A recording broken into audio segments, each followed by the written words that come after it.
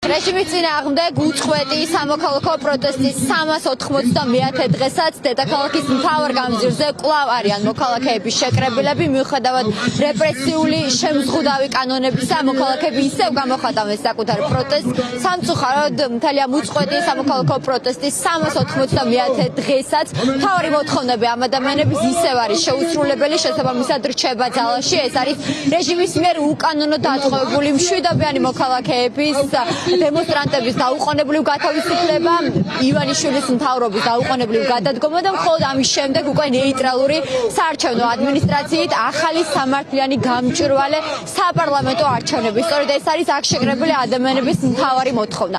ახლა გავესაუბრებით თავად აქციის მონაწილეებს, იმ მოქალაქეებს, რომლებიც ამ უწყვეტი პროტესტის პირველივე დღიდან ამაგრებენ დედაქალაქის მთავარ გამზირს. თამარ დადიანი არის ჩვენ გვერდით, მას ვკითხავთ რა გაძლევთ ძალას, მთავარ მოტივაციას, რატომაც 391 დღესაც გახართ რუსთაველის გამზირზე, თანაც იმ პირობებში, როდესაც ყველანაირი შესაძლო შემზღუდავი კანონი უკვე ქართულმა ოცნებამ მიიღო, თუმცა მათი ფანტაზია ამ მხრივ მგონი საკმაოდ ფართოა და ველოდებით, რომ მაქსიმალურად კიდევ უფრო მეტ შეზღუდვას დაუწესებენ აქციის მონაწილეებს. მოგვიყევით თქვენს მთავარ მოტივაციას. ჩვენი მთავარი მოტივაცია და ძალის მომცემი არის ჩვენი სამართალი, რომელიც ჩვენ გვიჭირავს. ჩვენ რაზე ვიბრძვით? დემოკრატიაზე, დამოუკიდებლობის შენარჩუნებაზე და ევროპულ გზაზე. ამაზე დიდი სამართალი ხო არ არსებობს ბუნებაში. აი ეს სამივე, რაზედა ჩვენ ვიბრძვით, წაგვართვა ოცნების რეჟიმმა და დაგვიკანონა უკანონო კანონები, რომელსაც ნამდვილად არ ვცნობ. მე ქართველი ვარ, მაშა სადამე საქართველოს შვილი. ის ადამიანი, რომელმაც მთელი ცხოვრება 40 წელი მიუძღვნა საქართველოს დამოუკიდებლობას. მასზე მარტივად რეჟიმის კანონებს ვერ დავემორჩილები.